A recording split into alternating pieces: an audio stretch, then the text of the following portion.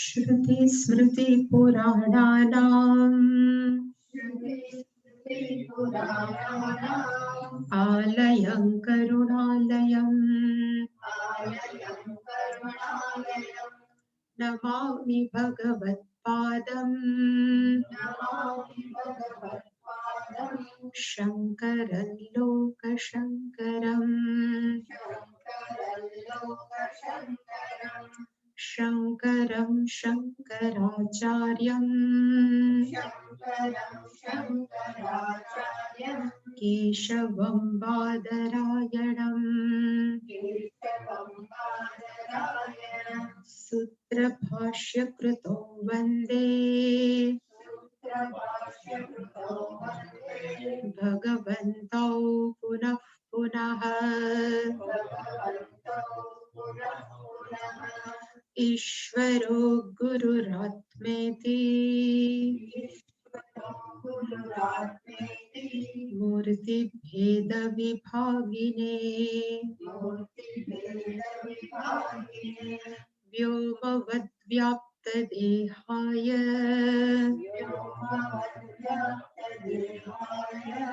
दक्षिणामूर्तये नमः। गुकारस्त्वन्धकारो वै ऋकारस्तन्निवर्तकः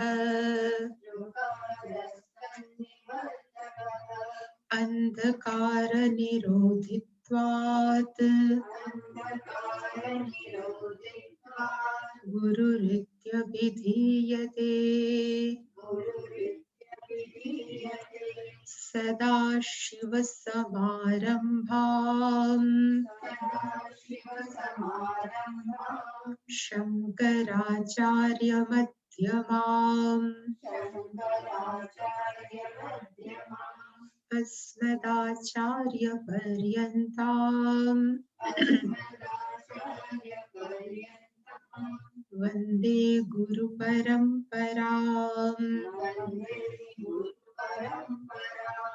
ॐ सहना भवतु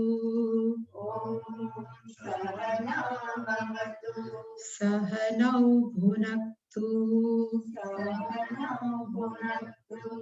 सह वीर्यङ्करवावहै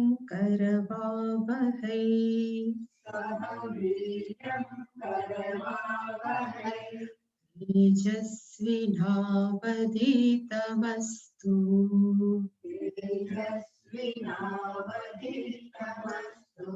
मा विद्विषावहै।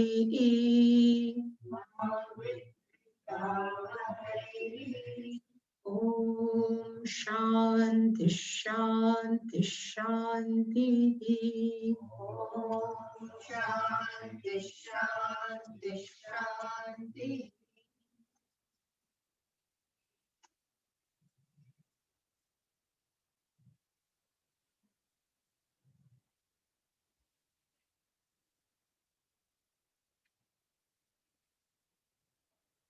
तमब्रवीत प्रियमाणो महात्मा वरं तवेहाद्य ददामि भूयः। तवेव नाम्ना भवितायमग्निः शृङ्गां चेमाम् अनेकरूपां गृहाण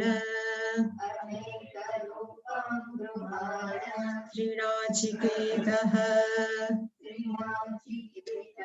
त्रिभिरेत्य सन्धिं त्रिकर्मकृत तरति जन्म मृत्यु ब्रह्मचर्यं देवमिड्यं विदित्वा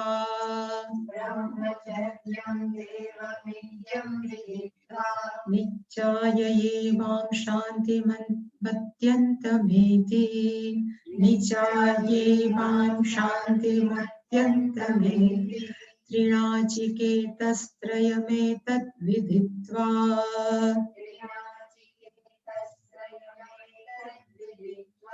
य एवं विद्वांश्चिनुते नाचिकेतम्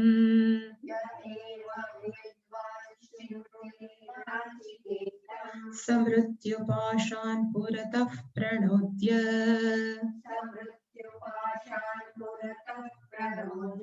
शोकात्तिगो मोदते स्वर्गलोके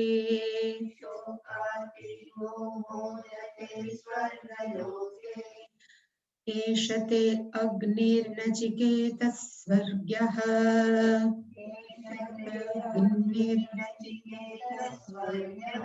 यमवृणीथा द्वितीयेन वरेण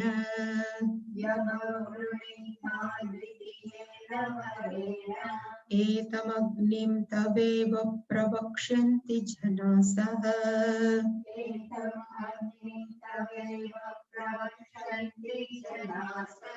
तृतीयं वरं नचिकेतो वृणीष्व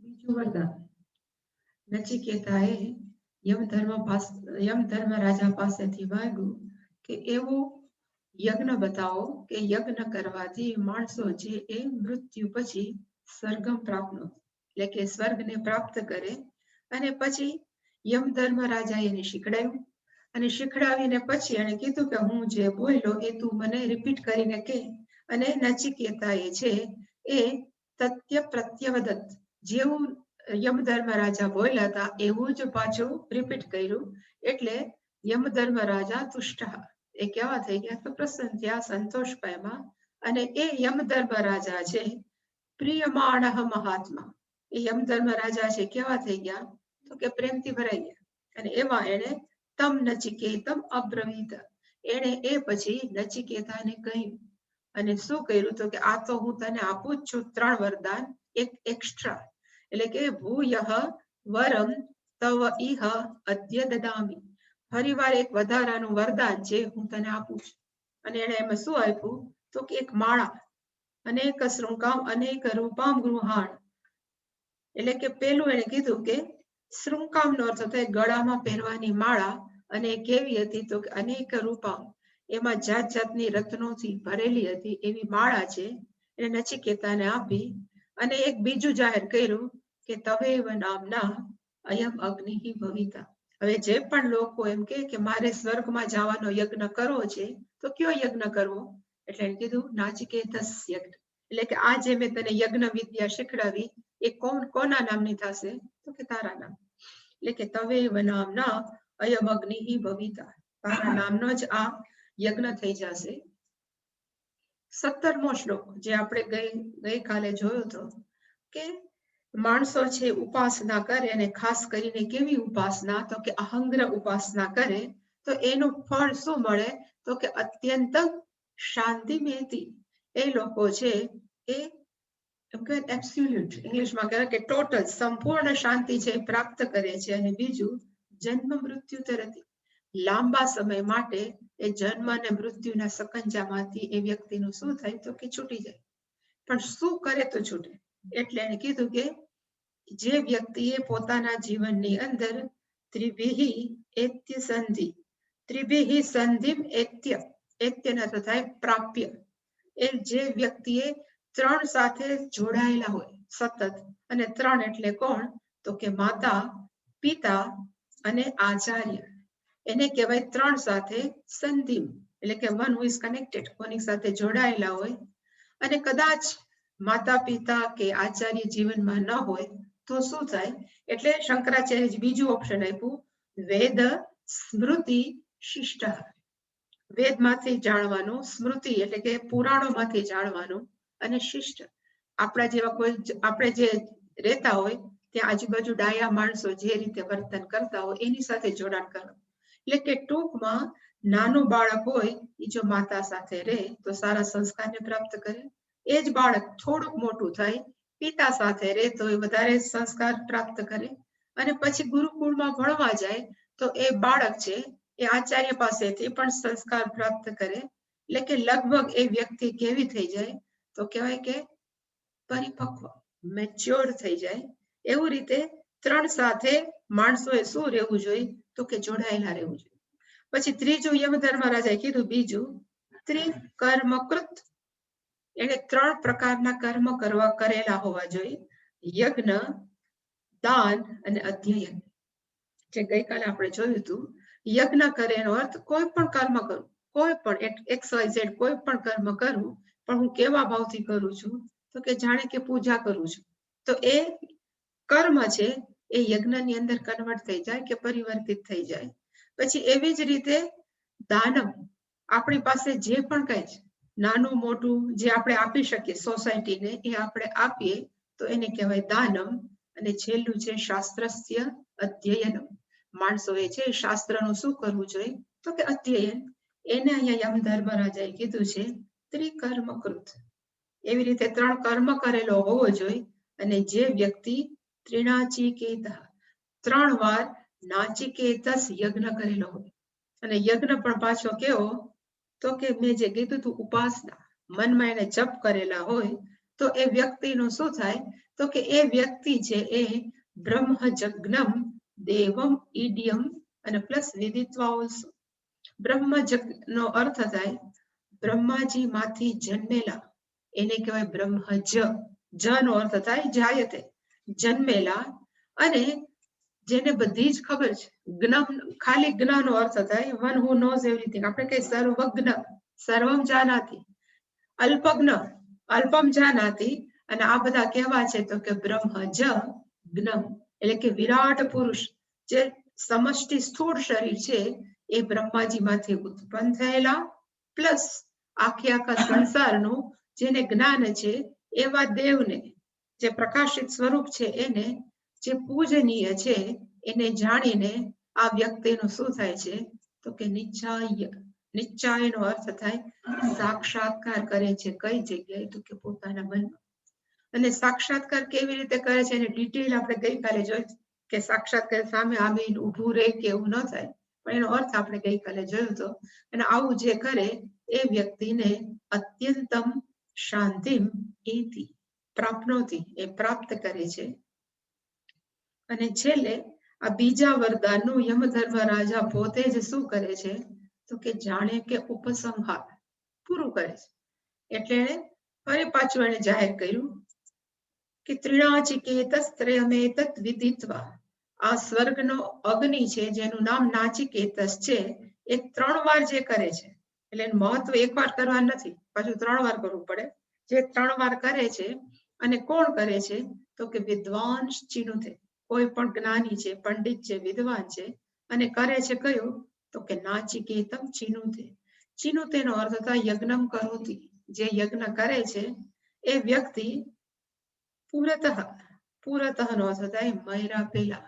અને કેના મયરા પેલા તો કે મયરા પેલા મૃત્યુ પાશાન પ્રણોદ્ય, જીવે છે ત્યારે જ એ વ્યક્તિના મનમાંથી મૃત્યુરૂપી પાશ છે એને કાપી નાખેલી છે. પ્રણોદ્યનો અર્થ થાય કાપેલી છે.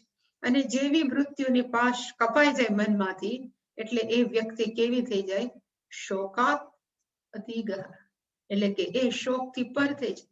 અને મેં કીધું કે અહીંયા મૃત્યુનો અર્થ ખરેખર મનની અંદર જે પણ ગડબડ ચાલે છે, હું દુઃખી છું, આ છે પ્રોબ્લેમ છે, એને શાસ્ત્રની અંદર મૃત્યુ કીધું છે. અને જે આટલી મહાન ઉપાસના કરે કે હું ભગવાન સાથે એક છું, એવા વ્યક્તિની અંદર જીવતા હોય ત્યારે જ એ મૃત્યુરૂપી આ હું તકલીફ છે, કન્ફ્યુઝન ઇંગ્લિશમાં કહેવાય, એ કન્ફ્યુઝન રૂપી દોરડું છે એને માણસો જન્મમાં પહેલા શું કરી નાખે છે તો કે કાપી નાખે છે, પ્રણોદ્ય.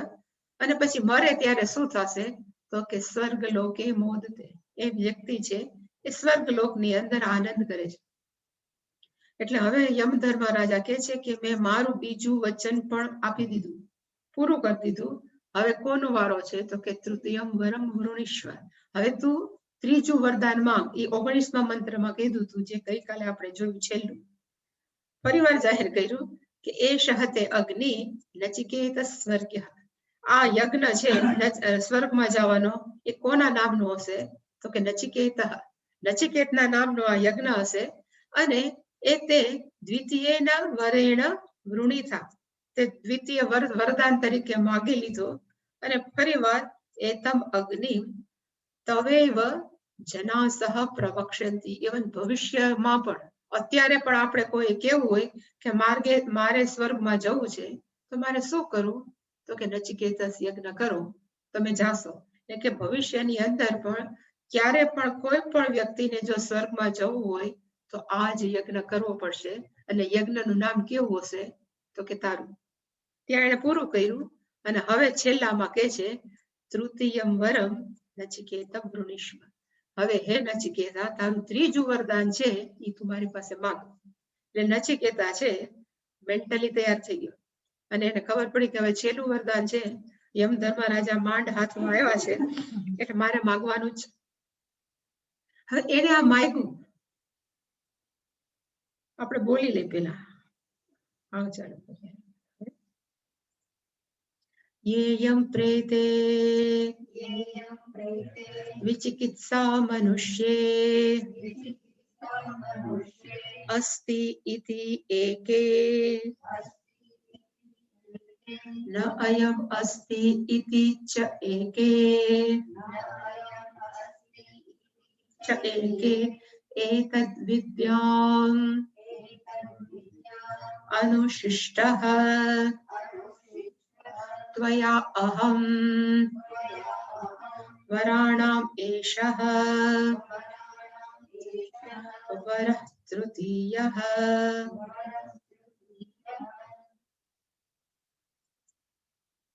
આપણે જોઈએ એ પહેલા નચિકેતાનું જે વ્યાખ્યાયિકા કે જે સ્ટોરી છે એમાં એ કહેવા માંગે છે કે મોટા ભાગના માણસો, પીપલ ઇન જનરલ, સામાન્ય માણસો છે એ જીવનની અંદર ત્રણ વસ્તુ જ ઈચ્છીએ છીએ. આપણા સહિતના ત્રણ વસ્તુ જ આપણે ઈચ્છીએ છીએ. એક સુખ, બીજું શાંતિ અને ત્રીજું છે સલામતી. સલામતી માટે મરવું નથી, એટલા માટે આપણે સ્વર્ગમાં જવું છે. એટલે જ માણસો સ્વર્ગમાં જાય કે ત્યાં સલામત છે, લાંબા સમય સુધી મરવાનું નહીં, કઈ માથાકૂટ નહીં, જલસા. એટલે સુખ, શાંતિ અને સલામતી. હવે આ પ્રાપ્ત કરવા માટે માણસ જીવનભર શું કરે છે?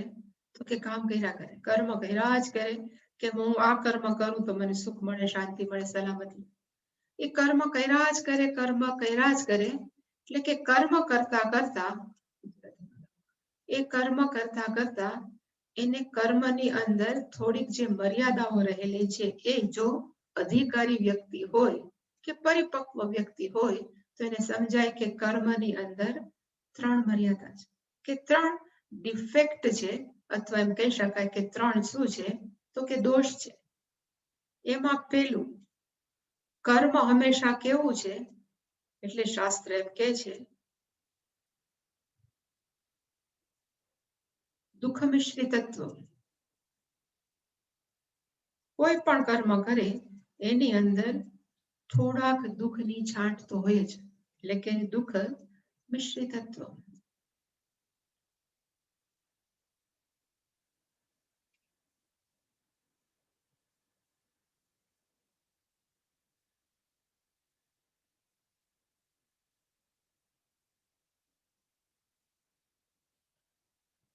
કોઈ પણ વસ્તુ પ્રાપ્ત કરવી હોય તો અર્જને દુઃખમ. કોક એમ કે મારે ઘરનું ઘર કરવું છે તો એમને એમ તો ટપકી પડતું નથી. એ પૈસા પ્રાપ્ત કરવા માટે, એ બધું કરવા માટે અર્જને દુઃખમ, એટલે કે એ પૈસા પ્રાપ્ત કરવા માટે દુઃખમ. પછી સપોઝ પૈસા પ્રાપ્ત થયા, ઘરનું ઘર થઈ ગયું, બધું થઈ ગયું, પછી મેન્ટેનલી દુઃખમ, એટલે કે એને રક્ષણ કરવા માટે, એને મેન્ટેન કરવા માટે કઈ તકલીફ ન થાય તો એ દુઃખમ. એટલે કે કોઈ પણ કર્મ છે એની અંદર દુઃખ હંમેશા જોડાયેલું જ છે. એમને ક્યારે પણ સંપૂર્ણ સુખ કે શાંતિ કે ઇવન સલામતી ક્યારે પ્રાપ્ત નથી. એટલે કે પહેલી લિમિટેશન કે મર્યાદા કર્મની કઈ છે? તો કે દુઃખ મિશ્રિતત્વ. પછી બીજી મર્યાદા છે કર્મની, એને કહેવાય અતૃપ્તિકરત્વ.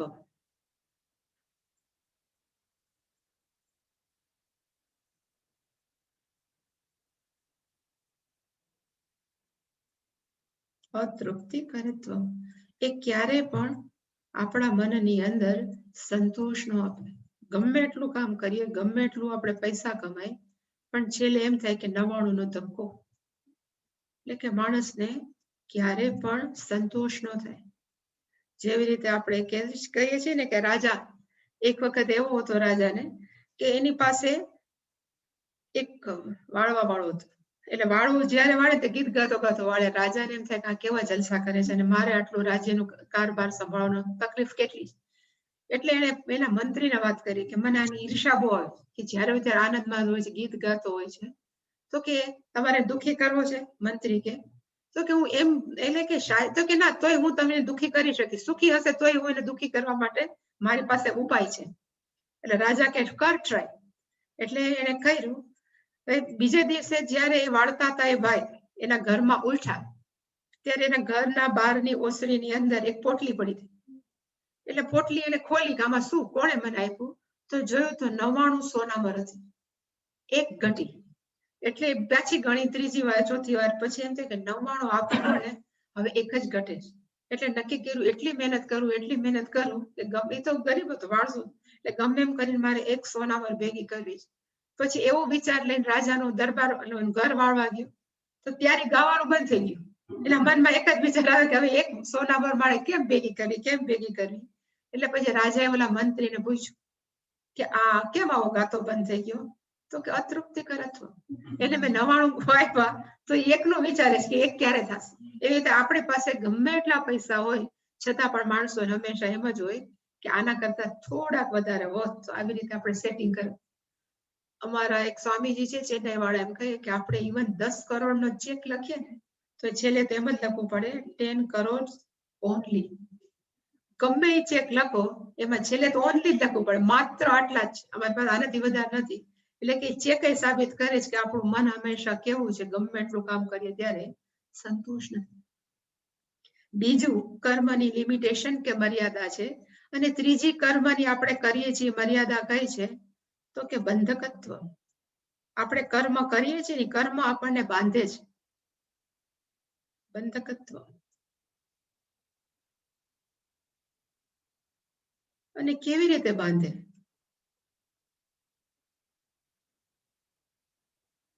તો કે પેલા કોઈ વ્યક્તિ હોય એને ટ્રાન્સપોર્ટમાં તકલીફ પડતી હોય એક જગ્યાએ બીજી જગ્યાએ જવા માટે, એટલે એક સાયકલ હોય ને તો ચાલશે, સાયકલમાં ગમે ત્યારે પહોંચી જવાશે.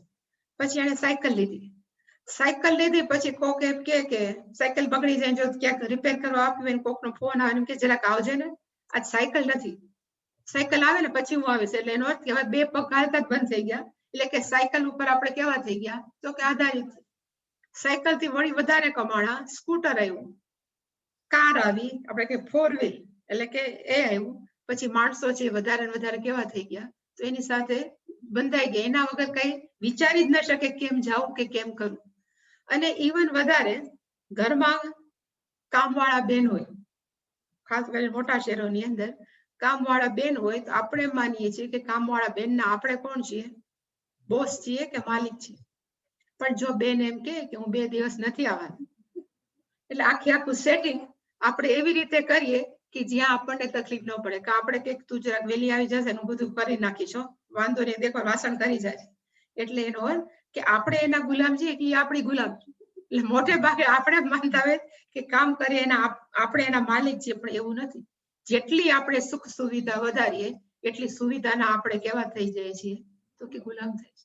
એટલે કે કોઈ પણ કર્મની અંદર આ 3 છે એ મર્યાદાઓ રહેવાની જ છે. અને મોટા ભાગના માણસો આનાથી વાંધોય નથી. એને એમ થાય કે આ જ લાઈફ છે, આવું જ જીવન છે, આમ જ જીવન. કર્મ કરવાની અંદર થોડીક દુઃખ હોય, અસંતોષ હોય, ચાલ્યા કરે ગાડું. અમુક વ્યક્તિ જેનું કહેવાય કે અંતઃકરણ શુદ્ધ થયું છે, કે અમુક વ્યક્તિ કે જે થોડી પરિપક્વ છે એ એવું વિચારે કે મને આવું નથી જોતું, મને પૂર્ણ સુખ જોઈએ છે, પૂર્ણ શાંતિ જોઈએ છે અને પૂર્ણ સલામતી જોઈએ છીએ. એ પૂર્ણતા છે એ આ ગમે એટલું કામ કરીએ એમાંથી તો આવવાની નથી. તો પૂર્ણ સુખ, શાંતિ ને સલામતી ક્યાં હોય? એટલે થોડોક શાસ્ત્ર સાથે કોઈ અભ્યાસ કર્યો હોય તો એમ કે પૂર્ણ સુખ અને શાંતિ ક્યાં છે? તો કે પૂર્ણ સુખ ને શાંતિ છે એ કદાચ તમે જાણી લ્યો કે તમે કોણ છો, તમારું સાચું સ્વરૂપ શું છે, અને સાચું સ્વરૂપ પામવાથી શું થાય, તો એને કે આપણે જે સામાન્ય વાત બોલીએ છીએ ને કે એને મોક્ષ પ્રાપ્ત થાય. ખરેખર મોક્ષનો અર્થ છે પૂર્ણ સુખ પ્રાપ્ત થાય. હવે પૂર્ણ સુખ છે એ કર્મથી પ્રાપ્ત થાય કે ન થાય, એવું માણસ છે ઇન્વેસ્ટિગેશન કરે, નક્કી કરે, તો એને ખબર પડે કે અકૃત કૃતેન નાસ્તિ. એ હું યાદ કરતી, અકૃત એટલે કે મોક્ષ છે એ ક્યારેય કર્મથી પ્રાપ્ત ન થાય. જો કર્મથી મોક્ષ પ્રાપ્ત થતો હોય તેમાં પ્રોબ્લેમ શું આવે ખબર? આઈ થિંક સમજી જ જશો, પણ કર્મ કરવાથી પ્રોબ્લેમ આવે કે જે કર્મ છે એની એક મર્યાદા છે. આજે અત્યારે હું બોલવાનું ચાલુ કર્યું તો 10:30 પૂરું થઈ જવાનું છે, એટલે કર્મ પૂરું. તો જેટલું આપણે કર્મ કર્યું એનું ફળ પણ કેટલું મળે? જેટલું કર્યું હોય તેટલું જ, એનાથી વધારે ન મળે. એટલે ગમે એટલા આપણે કર્મ કરીએ છતાં કર્મનું ફળ કેટલું હોય? જેટલું કર્મ કર્યું હોય એટલું જ. પછી કર્મનું ફળ પતી જાય, પૂરું થઈ જાય. હવે કર્મ કરવાથી જો મોક્ષ મળતો હોય તો પછી આપણે એમ કહીએ કે મેં આટલા હજારો પુણ્ય કર્યા છે મને મોક્ષ પ્રાપ્ત થયું. ક્ષીણે પુણ્ય મર્ત્ય લોકમ વિશંતિ. જો કર્મ કરવાથી મોક્ષ પ્રાપ્ત થાય તો ક્ષીણે પુણ્ય થાય, તેમ કે હવે તમારો મોક્ષ પૂરો થઈ ગયો, પાછા તમે બંધાઈ જાઓ. જો એવું હોય તો એ મોક્ષ ને મોક્ષ કહેવાય? તો ન કહેવાય. એટલે ડાયો માણસ એમ વિચારે કર્મ કરવાથી ક્યારે પણ મોક્ષ ન મળે, કારણ કે કર્મ મર્યાદિત છે. મર્યાદિત કર્મ મર્યાદિત ફળ આપે, અને મોક્ષ છે એ મર્યાદિત નથી, સર્વવ્યાપક છે. તો એથી ક્યારે પણ મને મોક્ષ પ્રાપ્ત ન થાય. તો મોક્ષ ક્યાં પ્રાપ્ત થાય? એટલે મુંડક ઉપનિષદમાં કીધું તદ વિજ્ઞાનેન ગુરુમેવાભિગચ્છેત. તત એ મોક્ષ જાણવા માટે ગુરુમેવાભિગચ્છેત. માણસોએ ક્યાં જવું જોઈએ? તો કે ગુરુ પાસે, અને પછી એ ભણાવે. એવી રીતે નચિકેતાએ બધું માગી લીધું. એને ખબર હતી કે પિતા છે ગમે એમ સારા છે પણ સામાન્ય મનુષ્ય છે, દુઃખી થાય છે, એટલે મારી પહેલી ફરજ કઈ છે? તો કે પિતાની બધી ડિમાન્ડ કે એને દુઃખી થતા હતા એને બંધ કરવાની. એટલે પેલું એને પિતા માટે માંગ્યું. પછી એને ખબર છે કે સામાન્ય મનુષ્યને કેમાં રસ છે? તો કે સુખમાં. કેવું સુખ? તો લાંબુ સુખ. પછી સ્વર્ગમાં જઈને સુખી થાય એટલા માટે. તો માણસો માટે કયું માંગ્યું? તો કે લાંબુ સુખ. પણ પૂર્ણ સુખમાં કોઈને રસ નહોતો. પૂર્ણ સુખમાં કોને રસ હતો? તો કે નચિકેતાને. એટલે ત્રીજું વરદાન છે, એને માંગ્યું કે મારે શું જોઈ છે? તો કે હું કહું તમે મને આપો. એટલે કે પૂર્ણ સુખ માંગવા માટે નચિકેતાએ ત્રીજું વરદાન માંગ્યું, અને આ એનો પહેલો મંત્ર. હજી આનાથી વધારે ડિટેલમાં એમ કે છે, પણ એ પેલી પૂર્વ ભૂમિકા બાંધી. હવે એ કેવા શું માંગે છે? કે માણસો એક શરીર બોલે છે આત્મા છે, આત્મા છે. આપણે બોલીએ ને, આપણે બોલીએ છીએ આ મરી ગયો એનો આત્માને શાંતિ થાય, જે આપણે સાવ ખોટું બોલીએ છીએ. પણ આપણે બોલીએ છીએ, છાપામાં આવે છે કે આત્મા. નચિકેતા એમ પૂછે છે કે આત્મા શું છે? કારણ કે કોકને એમ થાય કે આ તો કેવું સામાન્ય પ્રશ્ન છે, શું કામ પૂછે છે? પણ આપણને ખબર છે કે આત્મા છે મર્યા પછી પ્રયાણ કરે છે. પણ જૈનોને જઈને પૂછો, જૈન સંપ્રદાયની અંદર તો એવું માને છે આ શરીર એ આત્મા છે. શરીર મરે એટલે આત્મા મરી જાય. આત્મા છે બહુ અશુદ્ધ થઈ ગયો છે આપણો, એટલે લોકો બહુ તપ કરે, વર્ષી તપ, જાત જાતના તપ કરે. એટલે માને કે જેટલું શરીરને કષ્ટ આપીએ એટલું શરીર શુદ્ધ થાય, એટલું આત્મા શુદ્ધ થાય, અને પાછું શરીર મરી જાય, આત્મા મરી જાય. પછી કોક એમ માને છે કે મન છે એ આત્મા છે, મન જે વિચારે છે એ આત્મા. એવી કેટલા બધા દર્શન શાસ્ત્રો જુદા જુદા છે. એ દર્શન શાસ્ત્રોની પોતપોતાની ફિલોસોફી આત્મા માટે જુદી જુદી છે. હવે એ નચિકેતાને ખબર હોય કે ન હોય, પણ છતાં નચિકેતાને પોતાને જ હતો ડાઉટ કે આત્મા આત્મા કે છે શું? આપણે મરી જાય પછી આ શરીરમાં આત્મા રહે છે, કે આપણે મરી જાય પછી શરીરમાં આત્મા નથી રહેતો? તો એ પાછી એક વાત ચોખવટ કરી દઉં કે આપણે બે વસ્તુ બોલીએ છીએ, એક આત્મા, સામાન્ય માણસો તો બોલતા જ નથી, પણ એક છે જીવાત્મા. એક શરીરમાંથી બીજા શરીરમાં જાય છે ને આત્મા નથી જતો, એક શરીરમાંથી બીજા શરીરમાં જાય છે, જીવાત્મા જાય છે. અને જીવાત્માની વ્યાખ્યા શું? તો કે જીવાત્માની વ્યાખ્યા જેને સૂક્ષ્મ શરીર સાથે જે ચૈતન્ય તત્વને તાદાત્મ્ય છે, એને શું કહેવાય તો કે જીવાત્મા. હું હંમેશા એક એક્ઝામ્પલ આપણે આપીએ છીએ શાસ્ત્રમાં કે ઘણા બધા ઘડા ભર્યા છે સૂર્ય નીચે, પાણી ભરેલા ઘડા સૂર્ય નીચે રાખી દીધા. હવે એ બધાનું પ્રતિબિંબ છે સૂર્યનું એ પાણી ભરેલા ઘડામાં પડે એટલે અંદર પાણીમાં પછી સૂર્ય દેખાય. હવે એ સૂર્યને કદાચ ભગવાને ચેતનતા આપી હોત અને કદાચ સૂર્યને પૂછે કે તું કોણ છો, એટલે સૂર્ય એમ કે હું સૂર્ય છું. અને પછી કે તું કેવડો, તો કે પાણીના ઘડા જેવો. એવું જો સૂર્ય બોલે પ્રતિબિંબ વાળો, તો સૂર્ય સાચું બોલે છે કે ખોટું બોલે? તો આપણે તો જ્ઞાની છીએ, આપણે એમ જ કે સૂર્ય કેવું બોલે છે પ્રતિબિંબ વાળો, તો કે ખોટું બોલે છે. એવી જ રીતે સર્વવ્યાપક ચૈતન્ય તત્વ છે, એને તો ક્યાંય એક જગ્યામાં એમ નથી કે જ્યાં નથી. એ સર્વવ્યાપક ચૈતન્ય તત્વ પાસે ભગવાને સૂક્ષ્મ શરીર કઈક એવી રીતે મૂક્યું છે કે એ ચૈતન્ય તત્વનું પ્રતિબિંબ કે એ સૂક્ષ્મ શરીર ઉપર પડે અને સૂક્ષ્મ શરીર છે જીવંત લાગે, જીવંત જેવું વ્યવહાર કરવા માંડે. એટલે સૂક્ષ્મ શરીરને કોક પૂછે કે તું કોણ છે, તો કે હું ચૈતન્ય તત્વ છું. અને તું કેવડો છો? સૂક્ષ્મ શરીર જેવડો. જેવી રીતે સૂર્યનું પાણીમાં રહેવું ને હું સૂર્ય છું એ માનવું એ અજ્ઞાન છે, એવી જ રીતે સૂક્ષ્મ શરીરમાં રહેલું ચૈતન્ય તત્વ જયારે બોલે કે હું તો કેવડું છું, તો કે મનના માપ જેવડું. એ જે બોલે છે એનું નામ શું છે? જીવાત્મા. અને એ જ જીવાત્માને જયારે ખબર પડે કે હું ખરેખર શરીર નથી, મન નથી, મન ને શરીર છે, મને ભગવાને શું આપ્યું છે? તો કે ઇન્સ્ટ્રુમેન્ટ આપ્યું છે, કે સાધન આપ્યું છે હું કોણ છું જાણવા. અને ભગવાનની દયા થાય અને જો જ્ઞાન થાય તો એને ખબર પડે કે આ જીવ માનતો તો એ જીવત્વ પણ કેવું છે કે ખોટું. પાણીની જેમ આવે ને ઇથ લેટર છેલ્લું, એમ પૂજ્ય સ્વામીજી એમ કહેતા કે જીવત્વ છે કેવું છે? ઇથ લેટર. પાણીની અમારે છે એટલે કેવું છે તો કે ઇથ લેટર. ઇથ કોઈ દિવસ સાચો ન હોય, જીવ નીકળી જાય. વાસ્તવિકતા શું છે તો કે આત્મા. એટલે કે મોટા ભાગના માણસોને ડાઉટ છે કે વોટ ઇઝ ધીસ આત્મા, આ આત્મા શું છે? એને ધ્યાનમાં રાખીને નચિકેતાએ યમધર્મરાજાને આ પ્રશ્ન પૂછ્યો. એટલે હવે આ પેલી લાઈન વિચિકિત્સા, આપણું ગુજરાતીનું નહીં. આપણે એમ કહીએ ને ચિકિત્સા માટે અમે જાય છે, કોઈ જો બોલતા હોય તો કે ટ્રીટમેન્ટ માટે થાય. ચિકિત્સા એટલે ટ્રીટમેન્ટ થાય, પણ વિચિકિત્સાનો અર્થ થાય ડાઉટ, સંશય. એટલે કે એક ડાઉટ છે, એક સંશય છે.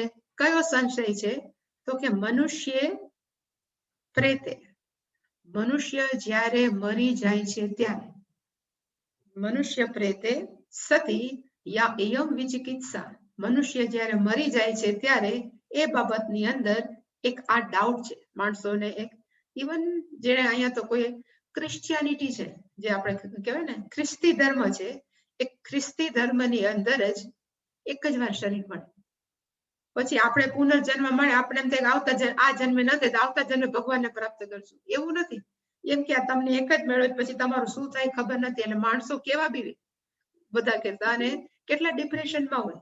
એવી આપણામાં ઘણા એવું માને. ઇવન 4 વાક છે એ પણ શું માને છે? ખાઓ પીવો જલસા કરો, ઋણમ કૃત્વા ઘૃતમ પીવે. ઘી પીને જલસા કરો, કારણ કે ત્યાં ઘી પીવાના જલસા હશે, ત્યાં બીજા કોઈ ના હોય. પણ ઋણમ કૃત્વા ઘૃતમ પીવે. એવી રીતે માણસો છે જાત જાતનું માને છે. એટલી સાંભળીને મને શું થઈ ગયું છે? યા ઇયમ વિચિકિત્સા, મને એક ડાઉટ થયો, એક સંશય થયો. શેના વિશે ડાઉટ થયો તો કે મનુષ્ય જ્યારે મરી જાય છે ત્યારે કોક એમ બોલે છે, અહીંયા છે ને એકે અસ્તિ ઇતિ, એક એટલે અમુક માણસો એવું બોલે છે અસ્થિનો અર્થ થાય આત્મા છે, મરી જાય પછી એ આત્મા છે એવું અમુક માણસો માને છે. અને અમુક એમ કે છે મરી જાય પછી કાંઈ ન રહે, બધું ખતમ. એટલે કીધું ન અયમ અસ્તિ ઇતિ ચ એકે. અહીંયા એકે અર્થ થાય અમુક માણસો એવું કે છે, અમુક માણસો એવું કે છે કે મર્યા પછી આત્મા નથી રહેતું. હવે મને કેમ ખબર પડે કે મર્યા પછી આત્મા છે કે નહીં? એટલે મારે તમારી પાસેથી જાણવું છે કે આત્મા એટલે શું. એટલે કે એને એને હજી ચોખવટ નથી કરી, પણ છેલ્લે એ પૂછશે કે મારે એ જ જાણવું છે કે આત્મા એટલે શું.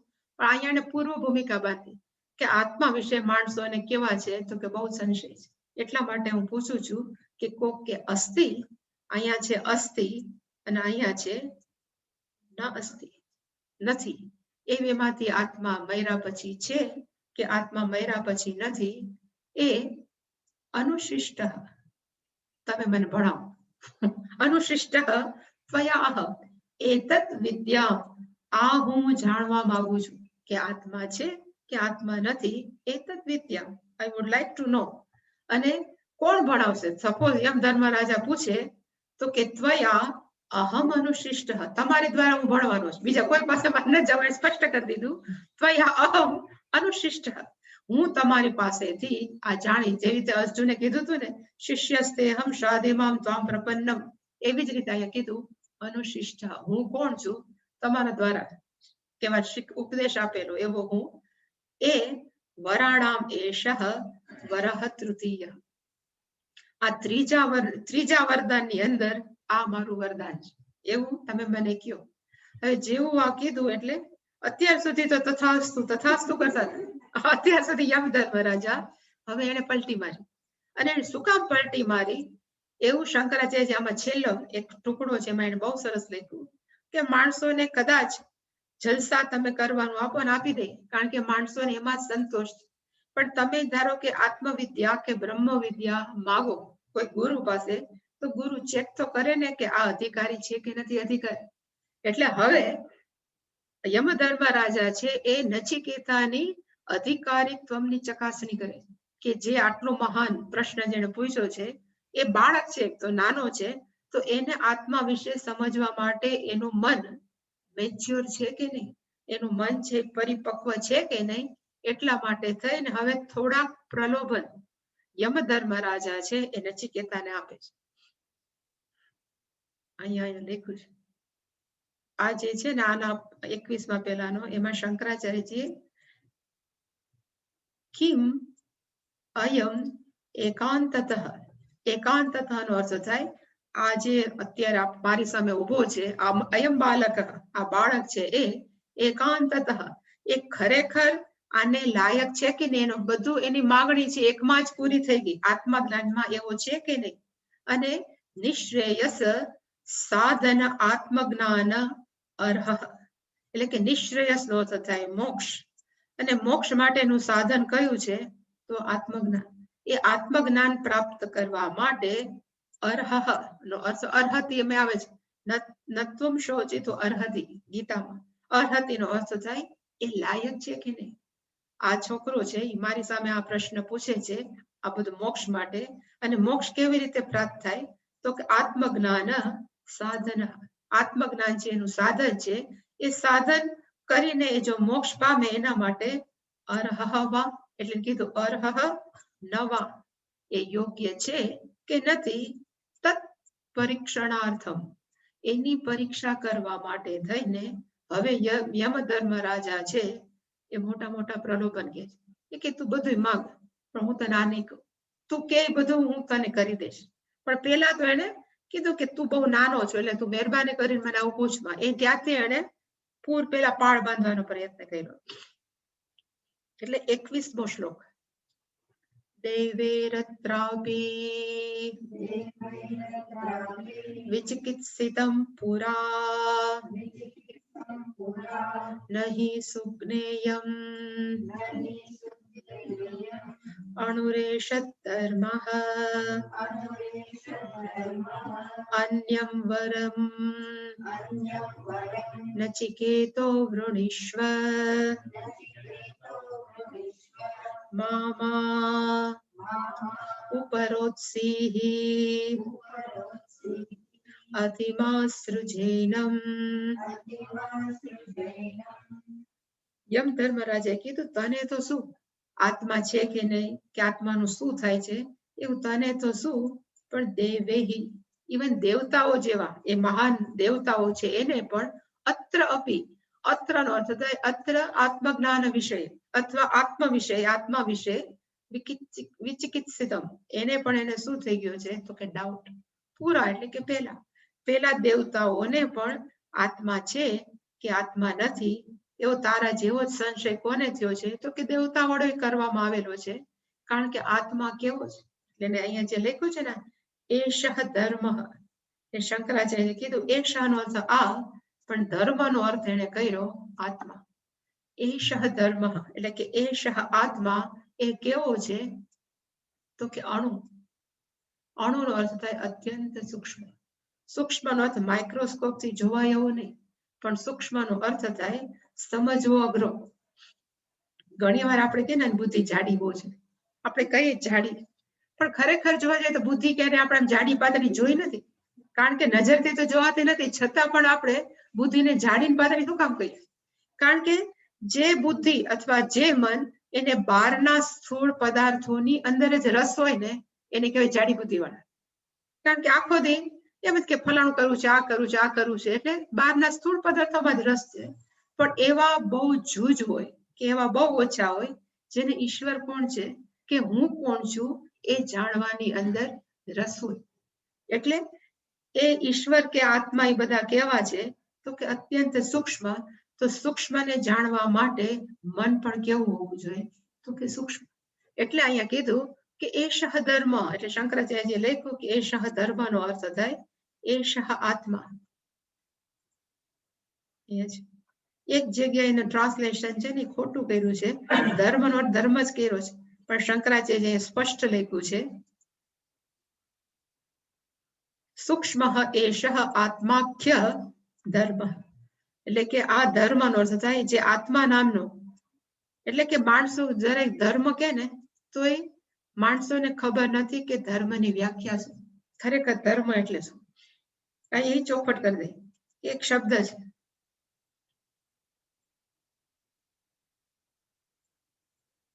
આપણે કે આ તમારો ધર્મ છે. ઘણા વખત પહેલા, હજી તો હું શરૂઆતમાં આવી હતી, તો એક છોકરો હતો શાંતિપનીનો, શાંતિપનીમાં ભણેલો. એ છોકરો કે ધર્મ એટલે શું થાય?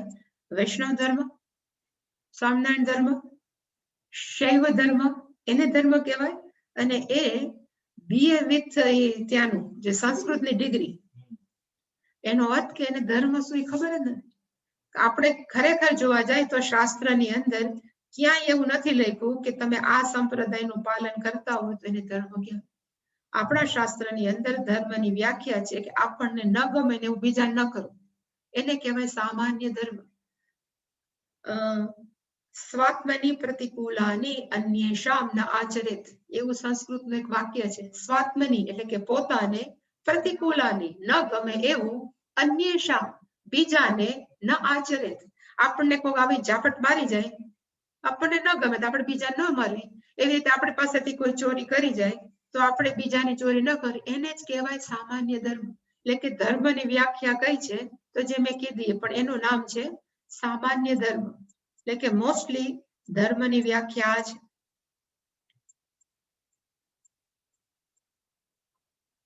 સ્વાત્મની પ્રતિકૂલાની અન્યેષામ ન આચરેત.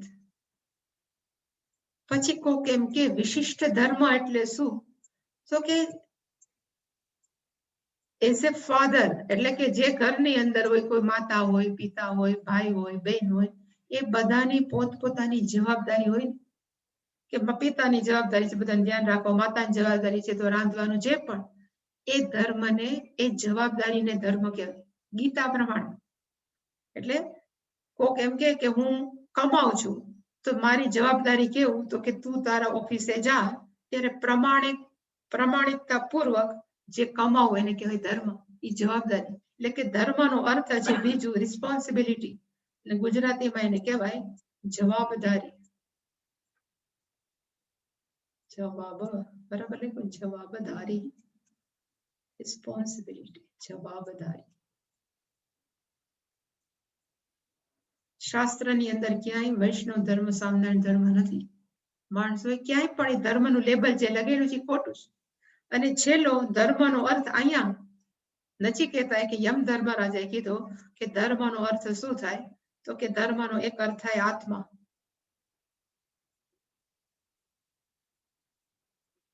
ટેકનિકલી ધર્મ અને અધર્મનો અર્થ શાસ્ત્ર પ્રમાણે હજી પણ થાય.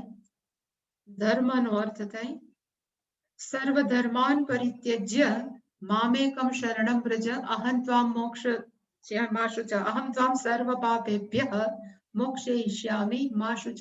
ત્યાં સર્વ ધર્મનો અર્થ શું થાય છે? ત્યાં પાછું ધર્મ બોલ્યા છે, તો ત્યાં ધર્મનો અર્થ શું થાય? એટલે શંકરાચાર્ય લખ્યું કે પુણ્ય પાપ. ખરેખર ધર્મનો અર્થ થાય પુણ્ય અને અધર્મનો અર્થ થાય પાપ.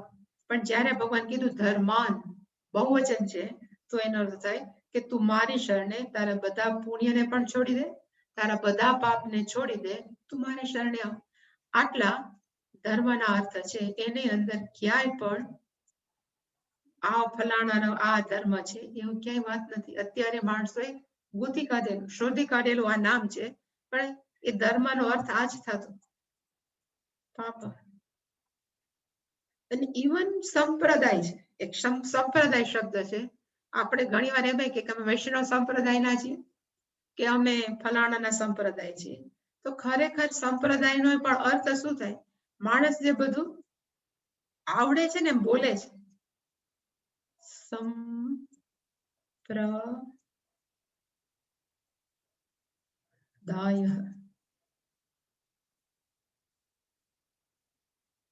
સમનો અર્થ થાય સમાન, પ્રોપરલી. સમનો અર્થ થાય પ્રોપરલી, પ્રનો અર્થ થાય પ્રકર્ષેણ, વ્યવસ્થિત રીતે, દાનો અર્થ થાય દદાતી. સમ એટલે કે પ્રોપરલી નું ગુજરાતી થાય સારી રીતે, પ્ર એટલે કે વ્યવસ્થિત રીતે, દદાતી આપવું, એને કહેવાય દાય.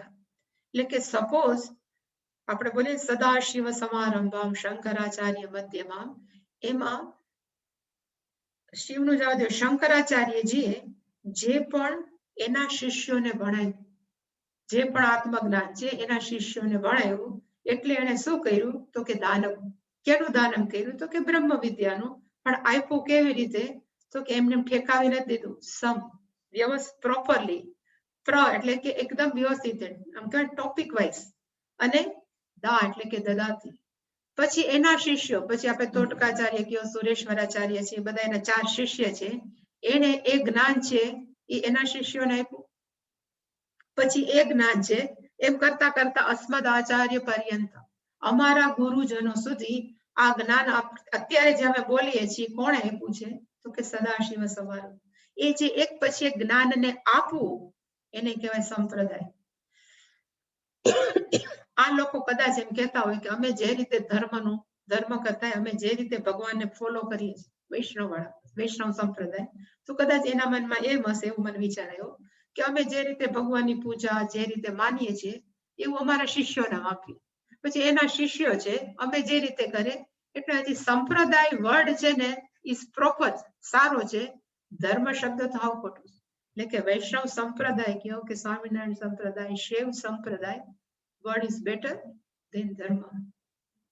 એટલે અહીંયા જે ધર્મ નો અર્થ છે આત્મા, એષઃ અણુ. આત્મા કેવો છે? તો કે અત્યંત સૂક્ષ્મ. સૂક્ષ્મ એષ આત્માખ્ય ધર્મદ. એટલે એને કીધું કે આવો જે સૂક્ષ્મ આત્મા છે એને દેવતાઓ પણ શું કરે છે? તો એને સમજવામાં ભૂલ કરે છે. એટલું બધું એ સૂક્ષ્મ છે. તો એના કરતા તારે શું કરવાની જરૂર છે નચિકેતા? તો કે અન્યમ વરમ નચિકેતો વૃણીશ્વર. યમ ધર્મરાજા કે છે એના કરતા તું બીજું વરદાન માગી લે.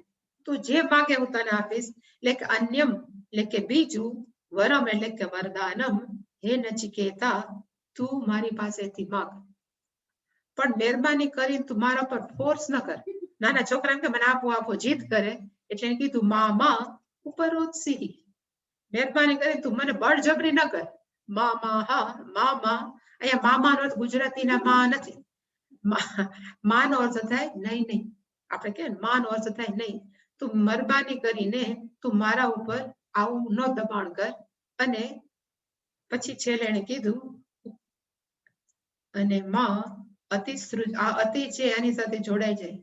આ છે વરદાન છે એ તું મારા માટે છોડી દે. મારે ભણાવવું નથી. લેટ ઇટ, આપણે કહીએ ને, આપણે ઇંગ્લિશમાં કહીએ લેટ ઇટ, હા છોડી દે, મૂક ને પડતો બીજું કંઈક માગે. એવી રીતે એને કીધું માં અતિ સૃજય, મહેરબાની કરીને આ માગવાનું છે એ તું છોડી દે. હવે જેવું આ કીધું કે દેવતાઓને બહુ અઘરું છે, એને સમજી શકાય એમ નથી, એટલે નચિકેતા એ જ પકડ્યું કે જો દેવતાઓને સમજી શકાય એવું ન હોય તો પછી હું શું કામ છોડું? તમારા જેવા સામે આટલા આચાર્ય બેઠા છે જે સમજાવી શકવા માટે સક્ષમ છે. મારે કઈ બીજું નથી જોતું, તમે મને આ જ આપો. એટલે એને એના પછીના મંત્રની અંદર નચિકેતાએ કીધું,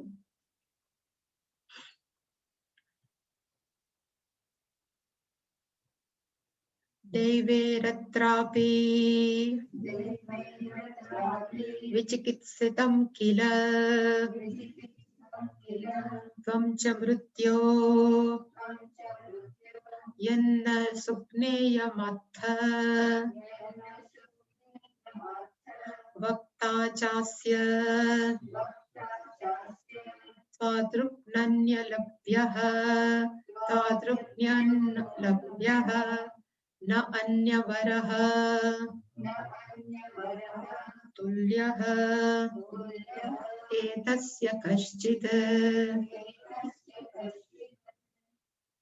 નચિકેતા, હવે નચિકેતા બોલે છે ને એમાં લખ્યું છે કે નચિકેતા કેટલો સ્ટેબલ છે. સ્થિરતા એટલે પોતાના માગવામાં એ કેટલો સ્ટેબલ છે. એને એવું કીધું કે દૈવેહી અપી વિચિકિત્સિતમ, જો તમે એમ કહેતા હો કે દેવતાઓ માટે પણ આત્મજ્ઞાન છે એ અઘરું હોય તો પછી જાણવું જોઈએ ને. હવે તમારે બીજા મારે ક્યાં ગોતવા જવા? તમે આટલા મહાન ઉભા છો. એટલે એને કીધું કે જો દેવતાઓ અપી, જો દેવતાઓ પણ વિચિકિત્સિતમ કિલ, જો ખરેખર આની અંદર ડાઉટ ધરાવતા હોય તો ત્વમ મૃત્યુ, એટલે કે હે મૃત્યુ દેવતા, હે યમ ભગવાન, તમે કેવા છો તો કે એ અઘરું છે. એમ કહેતો હતો ને આગલામાં, શું કહેતું હતું? પાછું મારે ગોતવું પડે, મારે ફેરવું નથી, પણ એવું હતું કે સુવિજ્ઞેય મણોરેશ આત્મા, એને જાણવું એટલે કે સમજવું અત્યંત કેવા છે તો કે અઘરું છે. એટલે એને કીધું કે જો તમે એમ કહેતા હો કે સુજ્ઞેયમ, ન સુજ્ઞેયમ, સુજ્ઞેયમ નથી પણ ન સુજ્ઞેયમ, એને જ્ઞેયમ નો અર્થ થાય જાણવા યોગ્ય, સુજ્ઞેયમ નો અર્થ થાય અત્યંત જાણવા યોગ્ય, પણ આગળ ન લગાડ્યું છે. ન સુજ્ઞેયમ અત્યંત જાણવા માટે કેવા છે તો કે અત્યંત અઘરું. અને કયું તો કે આત્મા, એટલે કે જો તમે કહેતા હો તો ત્વમ મૃત્યો, એમ કહેતા હો ન સુજ્ઞેયમાત, ખરેખર એ જાણવા માટે બહુ અઘરો છે. તો અસ્ય વક્તા, આજે ભણાવવાના વક્તા છે કોણ છે તો કે તમે પોતે.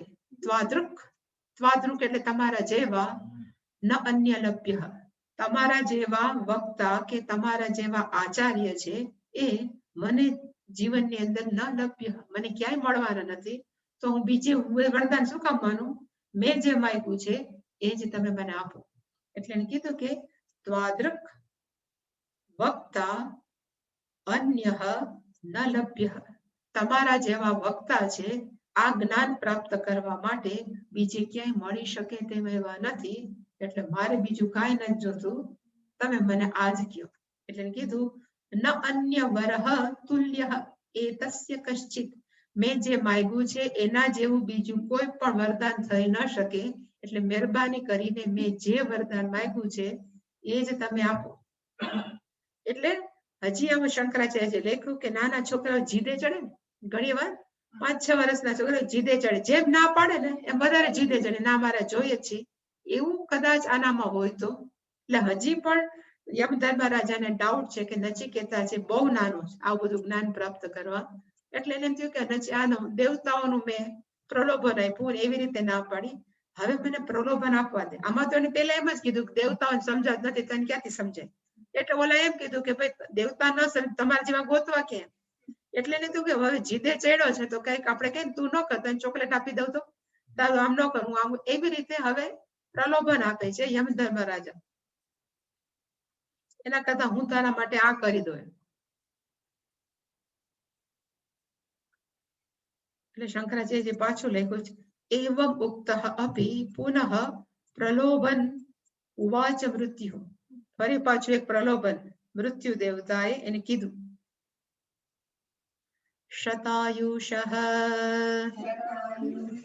પુત્ર પૌત્રાન વૃણીષ્વ બહૂન પશૂન હસ્તિ હિરણ્યમશ્વાન ભૂમેઃ મહદાયતનં વૃણીષ્વ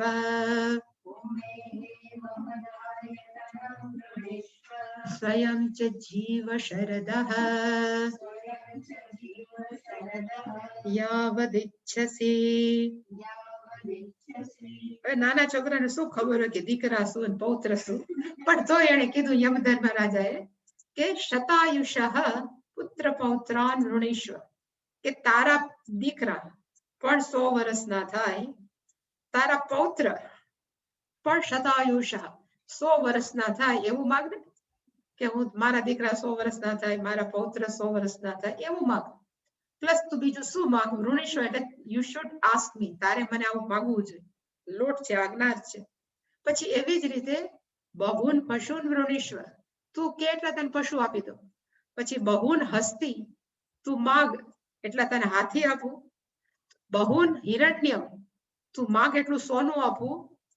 બહુન અશ્વાન, એટલે કે પશુ, હસ્તી, હિરણ્યમ અને અશ્વાન, એ બધું તને કેવું આપું? તો કે અઢળક. બહુન અર્થ થાય અત્યંત, તું માગ એટલું. પેલાના જમાનાની અંદર પૈસા છે ને કરન્સી નહોતી. ઘણી વાર કહું, આપણે અત્યારે નોટ છે, નોટ તો હમણાં આવી 200 વર્ષ પહેલા તો સિક્કા હતા.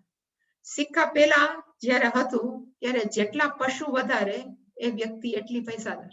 એટલે કીધું કે તું માગ એટલા પશુઓ આપું, તું માગ એટલા હાથી આપું, તું માગ એટલું સોનું આપું, અને તું માગ એટલા ઘોડા આપું. હવે સપોઝ એમ કે આ બધા એમાં રાખવા ગયા, આટલા બધા ઘોડા આપો, આટલા બધા હાથી આપો, તો કે તું માગ એટલે તને જમીન આપી દો. એટલે એને કીધું ભૂમે હે મહદ આયતનમ વૃણીશ્વર, તું જેટલું માગ ભૂમિ ઉપર, કે આટલો મારો આખું ભારત મારું તો તને આપી દો. આખું એશિયા ખંડ માંગ, છેલ્લે તો એમ કહેશે કે આખું પૃથ્વી આપી દો. પણ તું જેટલું માંગ, કારણ કે રાખવા માટે ક્યાંક તો છે ને, હાથી રાખવા ગયા. એટલે કે તું જે માંગ, મહદાયતનમ, આયતનમ એટલે કે ઘર, મહદ એટલે કે મોટું, એ પણ તું માંગ તો હું તને આપું. કદાચ નચિકેતા એવું પૂછે નહીં, પણ એમ કે મારા પુત્ર પૌત્રને એમ કહો છો 100 વર્ષના થાય, પણ મારું શું? એટલે એને કીધું સ્વયં ચ જીવ શરદ, તું પોતે પણ કેટલો જીવ? તો કે તારે જેટલું જીવવું એટલું. એમ નહીં કે 100 વર્ષનો થાય, તું એમ માન કે મારે 1000 વર્ષ જીવવું છે એટલું. કે યાવદ ઈચ્છસી, તારે જેટલું પણ ઈચ્છા હોય એટલું તું જીવ. તું કે તને બધું આપી દો, પણ તું મારી પાસે આ વરદાન, ત્રીજું વરદાન છે, તું મને ન માંગ. જેમ જેમ માંગે છે ને એમને વધારે જીદ, એટલે કે જીદ પકડે છે, હજી ઓફર કરે છે. આ બધી તો ઓફર છે. નાના માણસો હોય કે આપણા જેવા સામાન્ય માણસો છે, એમ કે પૈસા મળી જાય, આવડી મોટી જગ્યા મળી જાય, પછી શું છે? એટલે મોટા ભાગના માણસો તો ના જ પાડી દે.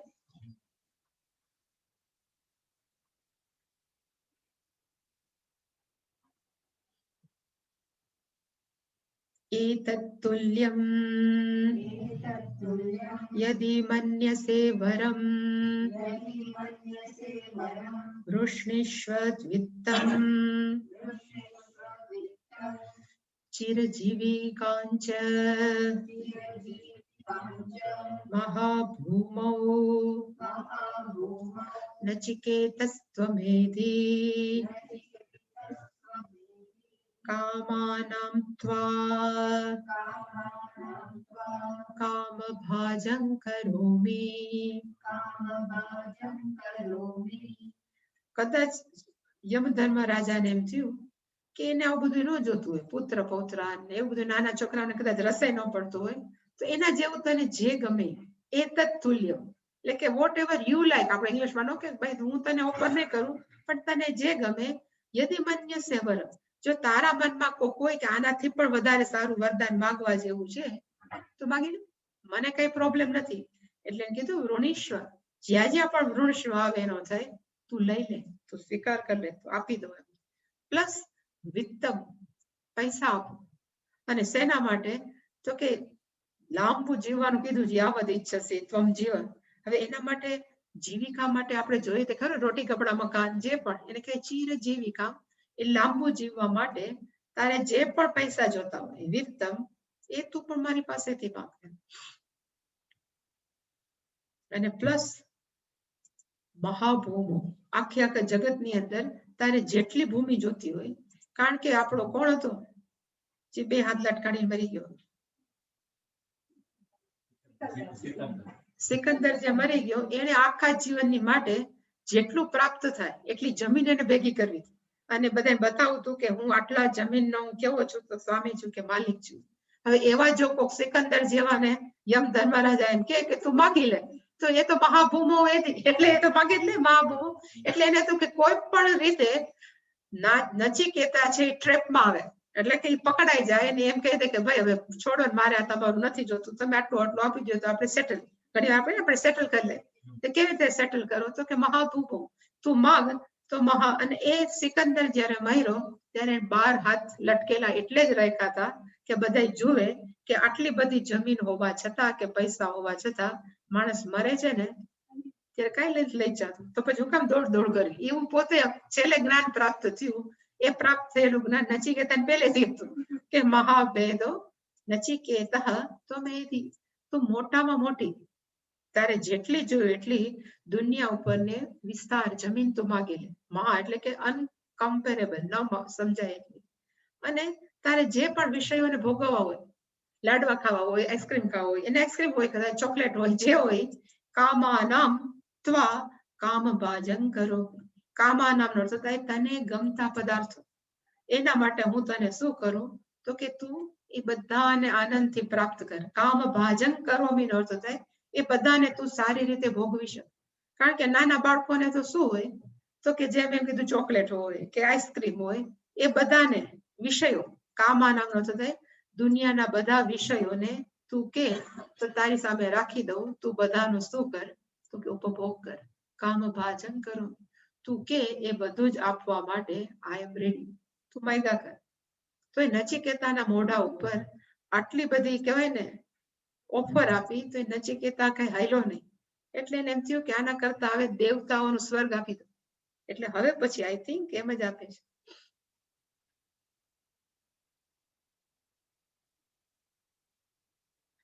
ये कामाः दुर्लभमर्त्यलोके सर्वान् कामान् छन्दतः प्रार्थयस्व इमा रामाः सरथाः सतूर्याः नहि दृशाः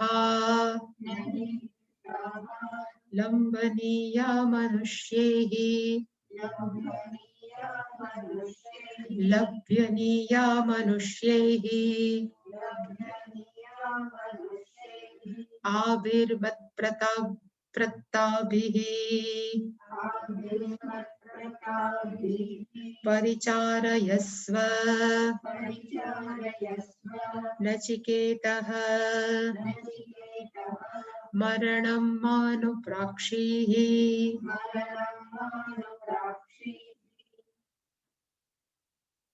ये कामाः दुर्लभा मर्त्यलोके મર્ત્યલોક નો અર્થ થાય પૃથ્વીલોક. એવા કેટલાય દુનિયાના વિષયો છે જે પૃથ્વી ઉપર દુર્લભ છે. એટલે એને કીધું કે જે દુનિયાના વિષયો પૃથ્વીલોક ઉપર દુર્લભ નથી સર્વાન કામાન એ બધા જ વિષયો વસ્તુઓ છંદતઃ પ્રાર્થયસ્વ તારે જે ઈચ્છા પ્રમાણે પ્રમાણ માગી લે. એટલે કે સ્વર્ગની વસ્તુ પણ તારે મૃત્યુલોકમાં ઈચ્છતો હો તોય હું તને આપવા તૈયાર છું. એટલે કે સર્વાન કામાન છંદતઃ છંદતનો થાય વોટ એવર યુ લાઈક તને ગમે એ રીતે પ્રાર્થયસ્વ તું મારી પાસે માગ અને હું તને શું આપું. એટલે એને કીધું કે સ્વર્ગની અંદર તો શું હોય તો કે અપ્સરાઓ. એટલે એને કીધું ઈમા રામાહ રામાહ નો અર્થ થાય રમણીયાહ અપસરાઓ છે અને કેવી છે એકલી નથી રથ ઉપર બેઠેલી છે. સ્વરથાહ રથો ઉપર બેઠેલી છે. સતુર્યાહ વાજેન્દ્ર સાથે બધા બેઠેલા છે. આવું છે નહીં ઈદૃશાહ લભ્યનીયા મનુષ્ય. આ 25મો મંત્ર છે ને એ મારે જીવનમાં પહેલી વાર પૂજ્ય સ્વામીજી શીખડાવવાનો હતો. એટલે એની અંદર આ છે એ લભ્યનીયા છે. એકચ્યુઅલી એવું છે લંબનીયા. સાચું સંસ્કૃતનો શબ્દ છે લંબનીયા. મારે લભ્યનીયા લંબનીયા છે. એટલે લોકો તો સંસ્કૃત .org છે ને એને પોતાનું જે કર્યું એ કરે.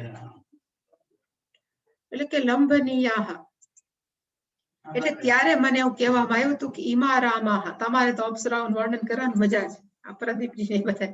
એટલે મેં ત્યારે એવું કીધું હતું કે સપોઝ જે પણ વ્યક્તિ જો સ્વર્ગમાં રહેતી હોય તો આપણા કરતા તો બુદ્ધિશાળી હોય જ, તો જ બધાને સ્વર્ગમાં સ્થાન હોય.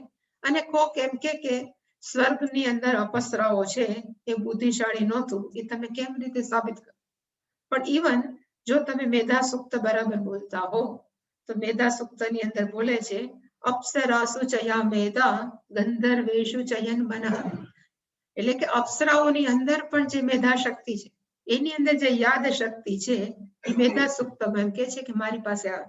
એનો અર્થ કે જો અપ્સરા ત્યાં છે, એ અપ્સરા પણ બધી કેવી રીતે સામાન્ય વ્યક્તિઓ નહોતી, એટલે એને કીધું કે એ બધી અપ્સરાઓ છે એ માત્ર એમને એમ નથી, પણ એ રથ સાથેની અને પોતાના વાજિંત્ર સાથેની, અને આવી અપ્સરાઓ આવા રથો અને ઇવન આવા વાજિંત્રો છે એ મનુષ્યહી ન લંબનીયા, આવા વાજિંત્રો કે રથ છે એ મનુષ્ય વડે, આ શરીર વડે, મનુષ્ય શરીર વડે ક્યારે પણ તમને પ્રાપ્ત ન થઈ શકે. એ બધા પણ હું તને અહીંયા તું બેઠો છો ત્યાં તને મોકલી દઈશ. એટલે એને કીધું આ ભીહી એટલે કે અપ્સરા ભીહી મત પ્રત્તા ભીહી, આ ભીહી એટલે કે અપ્સરાઓ છે એ પણ મત પ્રત્તા, મારા તરફથી આઈ એમ ગિવિંગ યુ, મારા વડે હું બધું તને આપું છું. એ બધી ભેગી થઈને શું કરશે? તારું પરિચાર, બધી તું દાસી બનાવી દે. આ જેટલી અપ્સરાઓ છે પરિચારયસ્વ, એ બધી તારી પરિચારિકા, તારી સેવા કરશે. પણ એ બધું કરશે, પણ નચિકેતા, પાછું એને કીધું નચિકેતા મરણમ માનુપ્રાક્ષી, આ તે મરણ વિશે મર્યા પછી શું થવાય છે આત્માનું, એ મહેરબાની કરીને આ જવાબ છે તું મારી પાસે ન પૂછ. એટલે કે નચિકેતઃ મરણમ માનુપ્રાક્ષી, આટલું બધું પ્રલોભન આપ્યા. ઇવન એને રાજા બનવાના, ઇવન એને પોતાના પુત્ર પૌત્રાન પોતાને 100 વર્ષ થવાના, ઇવન આ સ્વર્ગનું આપ્યું. હવે પછી જે જવાબ આપે છે એ નચિકેતા આપે છે યમધર્મરાજાને, અને એ જે જવાબ આપે છે એના ઉપરથી સાબિત થાય કે એની અંદરની વિવેક શક્તિ કેટલી, એની અંદર વૈરાગ્ય છે એ કેટલો.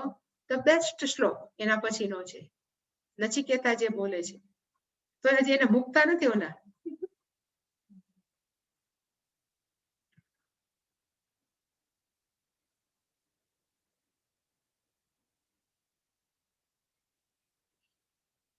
આમાંથી કેટલા ગયા છે ખબર નથી, પણ એવું કહેવાય ને કે માન સરોવર છે, એની બાજુમાં એક રાક્ષસતા છે, બધા મોટા મોટા સરોવર કહેવાય.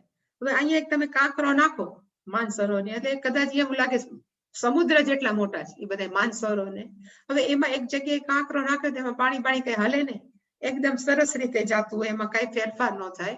એવી રીતે યમધર્મ રાજા કહે છે કે નચિકેતાનું મન કેવું છે, તો કે મહાન સરોવર જેવું. એ બોલા કાંકરા નાખ્યા જ કરે છે. કેવા કાંકરા? તો કે હું તને આપીશ, તને આપીશ. પણ પેલો કેવો છે તો અક્ષુબ્ધ, એના પાણીની એટલું જેમ પાણી કઈ ડિસ્ટર્બ ન થાય એવી રીતે એના મનની અંદર કઈ ડિસ્ટર્બ ન થાય. એટલે આ વાક્ય બહુ સરસ. એવમ પ્રલોભ્યમાન અપી, આટલા બધા પ્રલોભનો આપવા છતાં પણ નચિકેતા, આપણો જે નચિકેતા છે કેવો છે? મહાવૃદ્ધવત, મોટા સરોવર જેવો છે, અક્ષોભ્ય, એની અંદર કોઈ પણ જાતનો ફેરફાર ન થયો, એવા નચિકેતા આહ, એટલે કે હવે નચિકેતા છે એ જવાબ આપે છે. આ એનો વૈરાગ્ય બતાવે છે. આ શ્લોક, આ મંત્ર છે, એની વિવેક શક્તિ, એની બુદ્ધિ શક્તિ છે. એક મંત્ર ઉપરથી એને કહેવાય ને અંદાજ આવી ગયો કે આ માણસ કેટલા લેવલ ઉપર છે. શોભાવાહ મર્તસ્ય યદન્તે મર્ત્યસ્ય યદંતકેતત સર્વેન્દ્રિયાણામ જરયન્તિ તેજઃ અપી સર્વં જીવિતમ અલ્પમેવ તવૈવ વાહાઃ તવ નૃત્ય ગીતે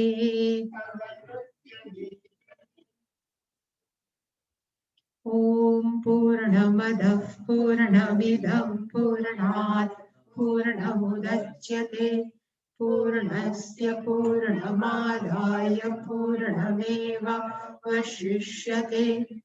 ॐ शान्ति शान्ति शान्तिः। हरिः ॐ श्री गुरुभ्यो नमः। हरिः ॐ।